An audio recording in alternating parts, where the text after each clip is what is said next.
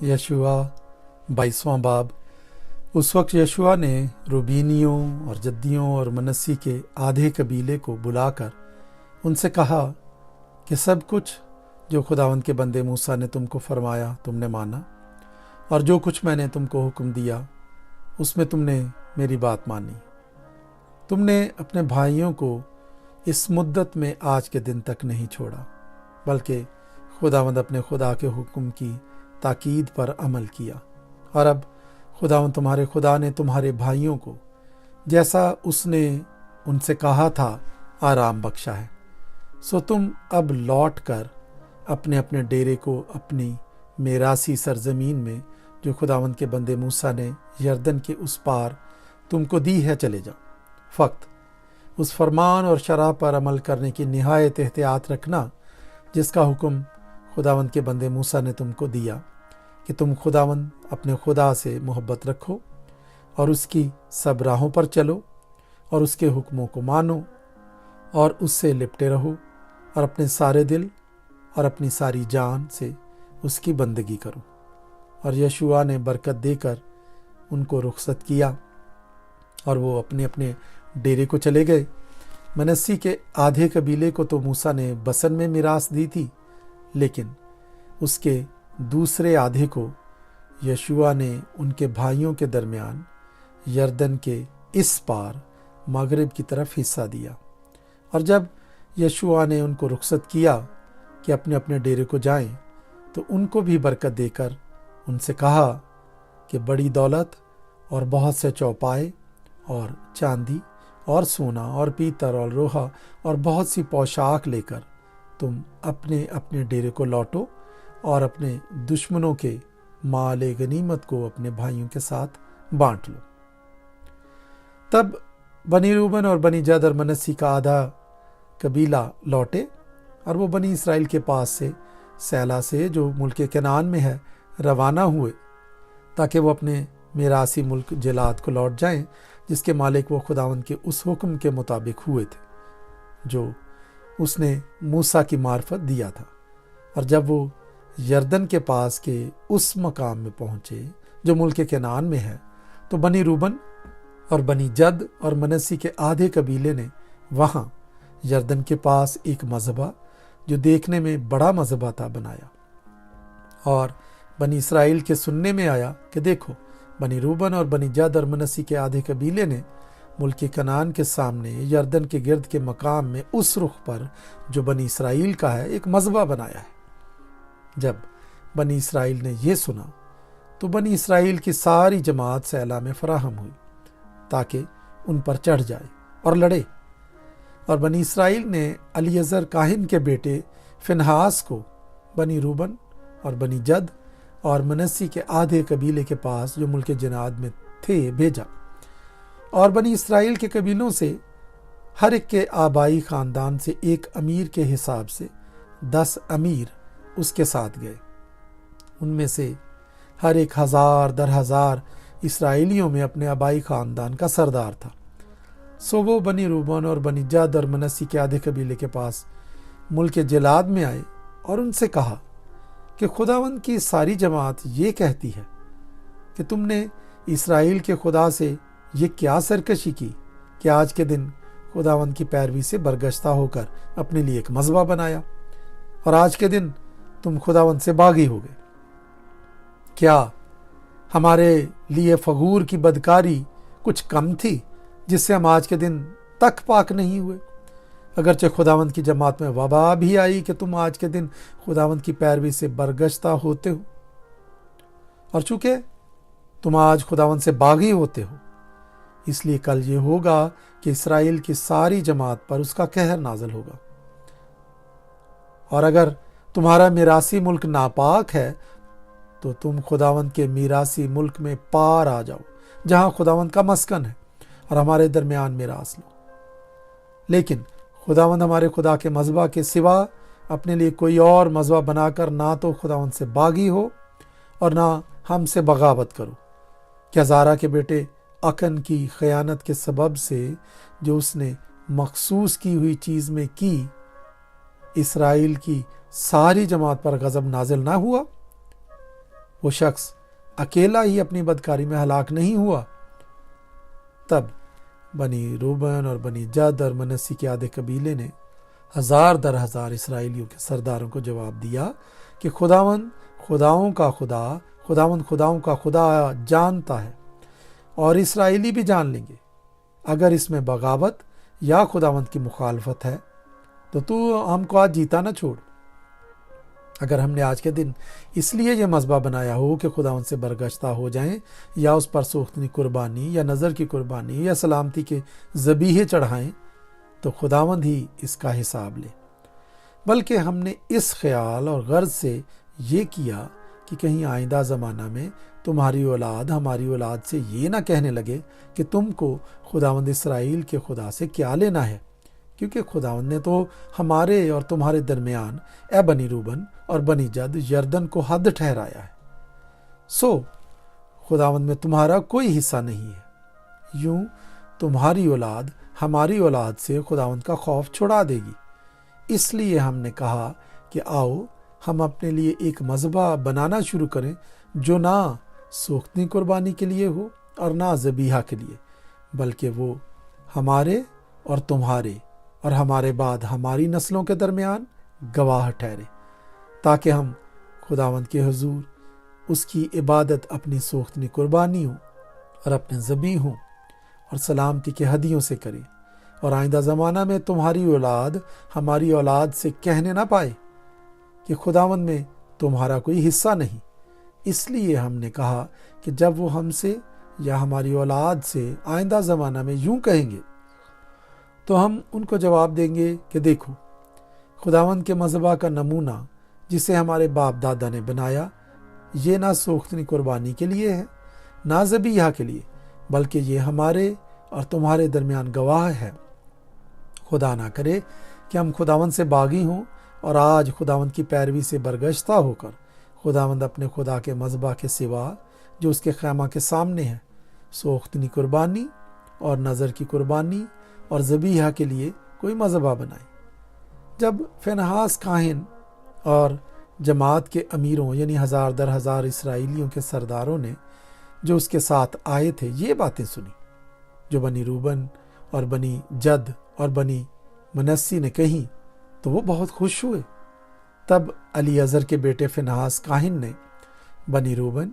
और बनी जद और बनी मनस्सी से कहा, आज हमने जान लिया कि खुदावंद हमारे दरमियान है, क्योंकि तुमसे खुदावंद की ये खता नहीं हुई, सो तुमने बनी इसराइल को खुदावंद के हाथ से छुड़ा लिया है।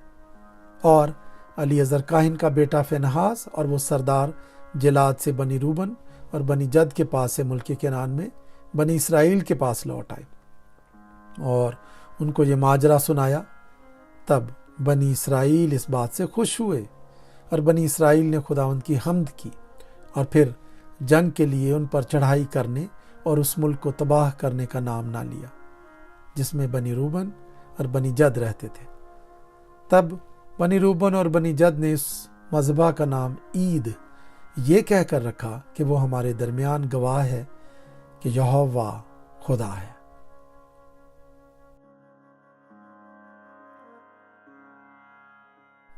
यशुआ 23वां बाब। इसके बहुत दिनों बाद जब खुदावंद ने बनी इसराइल को उनके सब गिरदा गिर्द के दुश्मनों से आराम दिया और यशुआ बुढ़ा और उम्र रसीदा हुआ, तो यशुआ ने सब इसराइलियों और उनके बुजुर्गों और सरदारों और काजियों और मनसबदारों को बुलवा कर उनसे कहा कि मैं बुढ़ा और उम्र रसीदा हूँ, और जो कुछ खुदावंद तुम्हारे खुदा ने तुम्हारे सबब से इन सब कौमों के साथ किया वो सब तुम देख चुके हो, क्योंकि खुदावंद तुम्हारे खुदा ने आप तुम्हारे लिए जंग की। देखो, मैंने कुरा डालकर इन बाकी कौमों को तुम्हें तकसीम किया कि ये उन सब कौमों समेत जिनको मैंने काट डाला, यरदन से लेकर मगरिब की तरफ बड़े समुंदर तक तुम्हारे कबीलों की मेरास ठहरे, और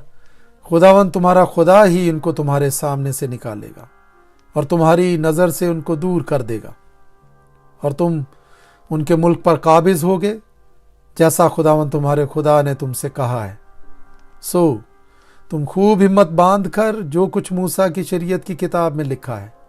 उस पर चलना और अमल करना, ताकि तुम उससे दाहिने या बाएं हाथ को ना मुड़ो और इन कौमों में जो तुम्हारे दरमियान हनूज बाकी हैं ना जाओ, और ना उनके देवताओं के नाम का जिक्र करो, और ना उनकी कसम खिलाओ, और ना उनकी प्रस्तिश करो, और ना उनको सिजदा करो, बल्कि खुदावंद अपने खुदा से लिपटे रहो जैसा तुमने आज तक किया है, क्योंकि खुदावंद ने बड़ी बड़ी और जोरावर कौमों को तुम्हारे सामने से दफा किया। बल्कि तुम्हारा यह हाल रहा कि आज तक कोई आदमी तुम्हारे सामने ठहर ना सका। तुम्हारा एक एक मर्द 1,000 को रगे देगा, क्योंकि खुदावंद तुम्हारा खुदा ही तुम्हारे लिए लड़ता है, जैसा उसने तुमसे कहा। बस तुम खूब चौकसी करो कि खुदावंद अपने खुदा से मोहब्बत रखो, वरना अगर तुम किसी तरह बरगश्ता होकर इन कौमों के बकिया से, यानी उनसे जो तुम्हारे दरमियान बाकी हैं, शीरो शक्कर हो जाओ और उनके साथ ब्याह शादी करो और उनसे मिलो और वो तुमसे मिले, तो यकीन जानो कि खुदावंद तुम्हारा खुदा फिर इन कौमों को तुम्हारे सामने से दफा नहीं करेगा, बल्कि तुम्हारे लिए जाल और फंदा और तुम्हारे पहलुओं के लिए कोड़े और तुम्हारे आंखों में कांटों की तरह होंगी, यहाँ तक कि तुम इस अच्छे मुल्क से जिसे खुदावंद तुम्हारे खुदा ने तुमको दिया है नाबूद हो जाओगे। और देखो, मैं आज उसी रास्ते जाने वाला हूँ जो सारे जहान का है, और तुम खूब जानते हो कि उन सब अच्छी बातों में से जो खुदावंद तुम्हारे खुदा ने तुम्हारे हक में कही, एक बात भी ना छूटी, सब तुम्हारे हक में पूरी हुई और एक भी उनमें से रह ना गई। सो ऐसा होगा कि जिस तरह वो सब भलाइयाँ जिनका खुदावंद तुम्हारे खुदा ने तुमसे जिक्र किया था तुम्हारे आगे आई, उसी तरह खुदावंद सब बुराइयाँ तुम पर लाएगा, जब तक कि उस अच्छे मुल्क से जो खुदावंद तुम्हारे खुदा ने तुमको दिया है वो तुमको नेस्त तो नाबूद ना कर डाले। जब तुम खुदावंद अपने खुदा के उस अहद को जिसका हुक्म उसने तुमको दिया तोड़ डालो और जाकर और माबूदों की परस्तिश करने और उनको सिजदा करने लगो, तो खुदावंद का कहर तुम पर भड़केगा और तुम इस अच्छे मुल्क से जो उसने तुमको दिया है जल्द हलाक हो जाओगे।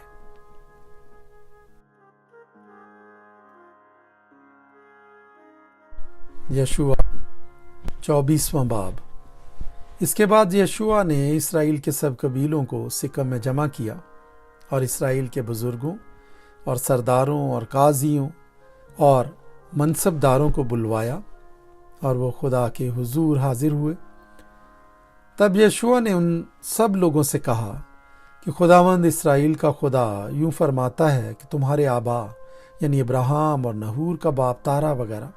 कदीम ज़माना में बड़े दरिया के पार रहते और दूसरे माबूदों की प्रस्तिश करते थे, और मैंने तुम्हारे बाप इब्राहिम को बड़े दरिया के पार से लेकर कनान के सारे मुल्क में उसकी रहबरी की और उसकी नस्ल को बढ़ाया और उसे इजहाक इनायत किया। और मैंने इजहाक को याकूब और ईसु बख्शे और ईसु को कोहे शईर दिया कि वो उसका मालिक हो, और याकूब अपनी औलाद समेत मिस्र में गया। और मैंने मूसा और हारून को भेजा और मिस्र पर जो जो मैंने उसमें किया उसके मुताबिक मेरी मार पड़ी, और उसके बाद मैं तुमको निकाल लाया। तुम्हारे बाप दादा को मैंने मिस्र से निकाला और तुम समुंदर पर आए। तब मिस्रियों ने रथों और सवारों को लेकर बहरे कुलजम तक तुम्हारे बाप दादा का पीछा किया, और जब उन्होंने खुदावन से फरियाद की तो उसने तुम्हारे और मिस्रियों के दरमियान अंधेरा कर दिया और समुंदर को उन पर चढ़ा लाया और उनको छिपा दिया। और तुमने जो कुछ मैंने मिस्र में किया अपनी आंखों से देखा, और तुम बहुत दिनों तक बियाबान में रहे। फिर मैं तुमको अमूरियों के मुल्क में जो यर्दन के उस पार रहते थे ले आया। वो तुमसे लड़े और मैंने उनको तुम्हारे हाथ में कर दिया, और तुमने उनके मुल्क पर कब्जा कर लिया, और मैंने उनको तुम्हारे आगे से हलाक किया।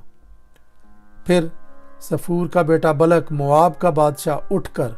اسرائیلیوں سے لڑا اور تم پر لعنت کرنے کو بؤور کے بیٹے بلعام کو بلوا بھیجا، پر میں نے نہ چاہا کہ بلعام کی سنوں، اس لیے وہ تم کو برکت ہی دیتا گیا، سو میں نے تم کو اس کے ہاتھ سے چھڑایا۔ پھر تم یردن پار ہو کر یریحو کو آئے، اور یریحو کے لوگ یعنی اموری اور فرزی اور کنانی اور ہتی اور جرجاسی اور حوی اور یبوسی تم سے لڑے، اور میں نے ان کو تمہارے ہاتھ میں کر دیا، اور میں نے تمہارے آگے زنبوروں کو بھیجا جنہوں نے دونوں اموری بادشاہوں کو تمہارے سامنے سے بھگا دیا۔ یہ نہ تمہاری تلوار اور نہ تمہاری کمان سے ہوا، اور میں نے تم کو وہ ملک جس پر تم نے محنت نہ کی اور وہ شہر جن کو تم نے بنایا نہ تھا عنایت کیے، اور تم ان میں بسے ہو، اور تم ایسے تاکستانوں اور زیتون کے باغوں کا پھل کھاتے ہو جن کو تم نے نہیں لگایا۔ بس اب تم خداوند کا خوف رکھو اور نیک نیتی اور صداقت سے اس کی پرستش کرو، اور ان دیوتاؤں کو دور کر دو جن کی پرستش تمہارے باپ دادا